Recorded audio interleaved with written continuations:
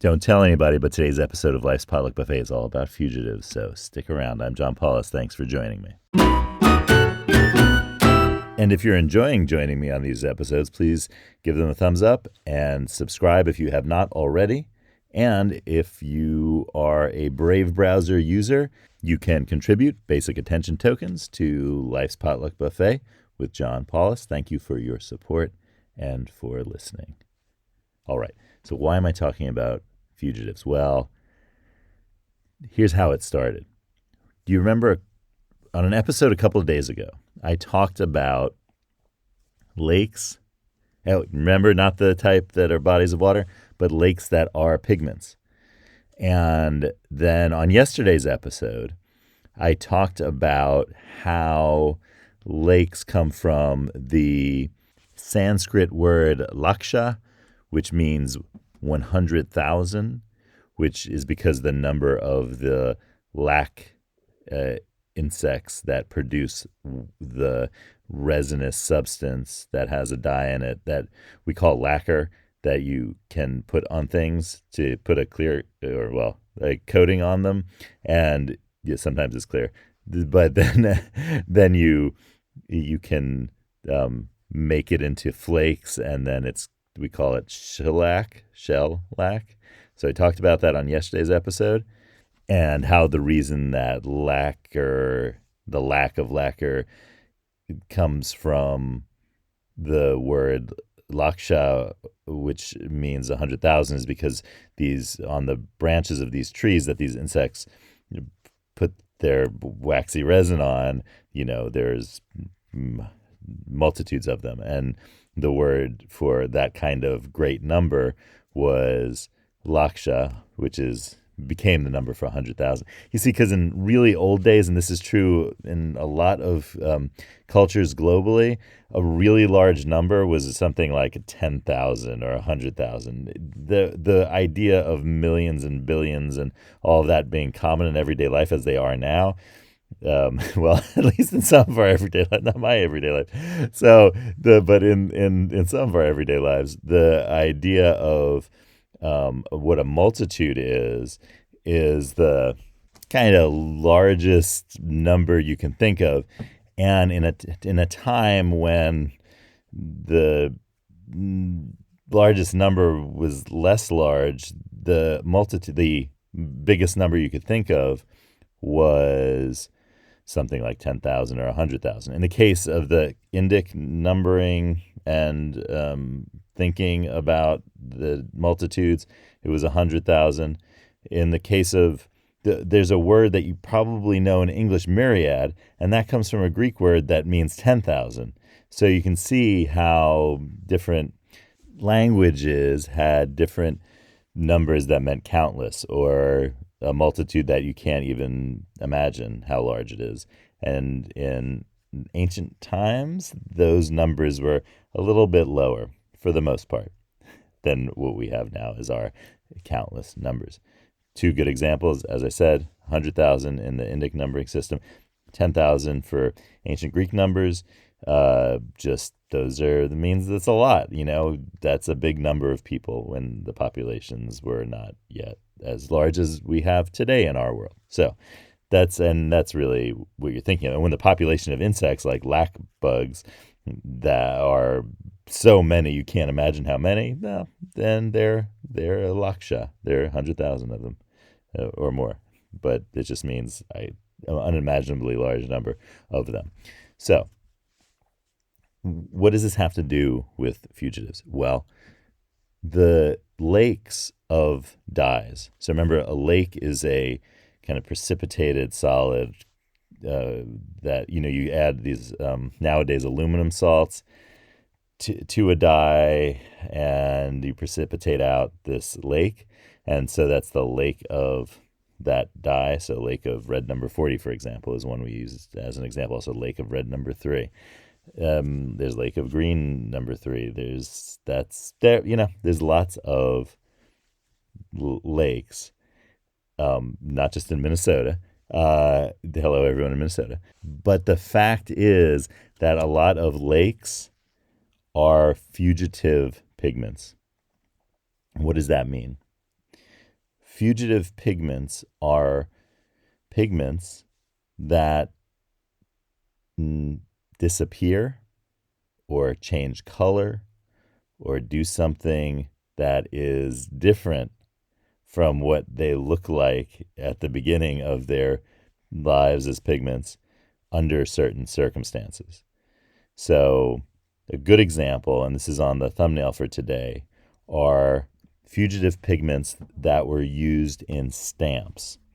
Because stamps have a monetary value, and the reuse of stamps would be basically stealing that monetary value off of a letter, off of an envelope. And so, what's a way in the old days when stamps, nowadays the stamps are basically stickers. You don't have to lick a stamp, right? You just, well, at least for the most part, most postage stamps, you peel them off of backing like a sticker, right? They're not stamps that you need to lick anymore for the most part. At least certainly in the United States, that's how stamps work nowadays. But in olden times, and not too terribly old, but old enough, you needed to wet a stamp in order to activate the glue on the back of the stamp so that it would stick to the envelope. And it was certainly not as strong as the glues we talked about on our episode from a few days ago when I was talking about the bacterial glue, the polysaccharides that are produced in the Calobacter crescentus, which is so strong. You never get that off an envelope. And also, I don't think it's water soluble, so you definitely wouldn't get it off an envelope. I think quite the opposite. So what would happen there is that you can do, and people who can remember when stamps were things that you lick and then put on, you can get a stamp that you remove by steaming an envelope. So you can actually steam the stamp off of an envelope. Or you can sometimes just use water. You could have just used water to dissolve the stamp, hot water, whatever. And so to avoid people basically stealing a stamp and reusing it, the authorities in many countries in the 19th century started to use inks that were water soluble on part of the stamp, or sometimes a large part, sometimes a smaller part. Sometimes part of the stamp would have the same color, but it would be water soluble, so that it would either disappear or it would change color.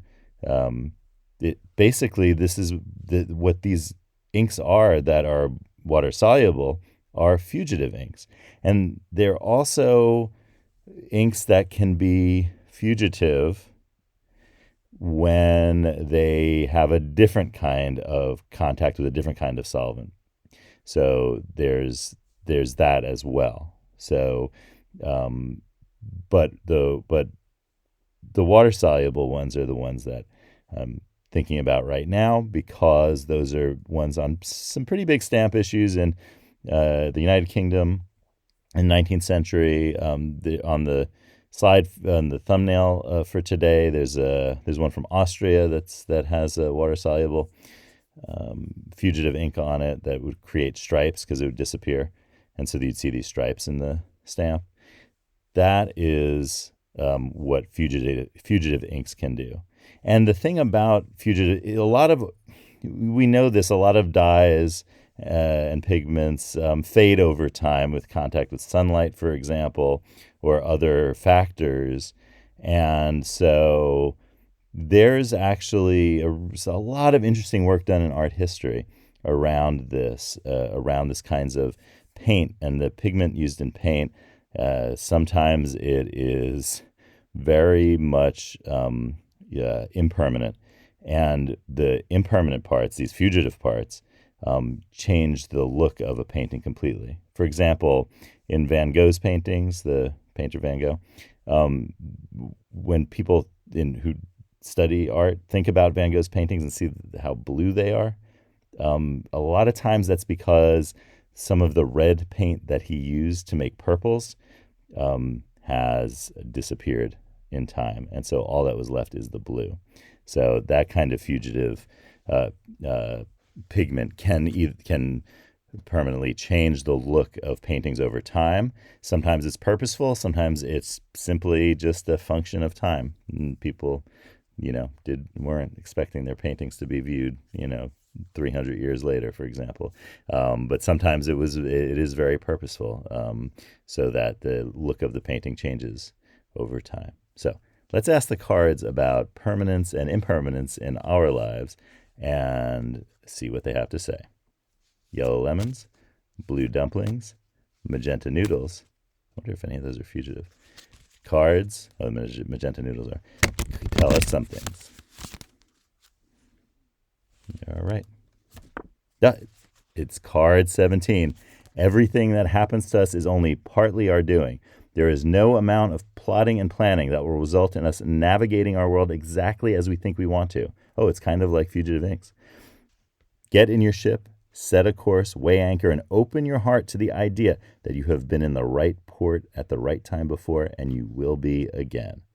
So think about an unexpected opportunity that you said yes to that changed things for you. And think about change in our lives in the same way that we've been thinking about change in fugitive inks and impermanent pigments. So don't you go changing a thing, just figure out what things changed for you and what you need to do about that. So I'll see you tomorrow on Life's Potluck Buffet, and have a great day.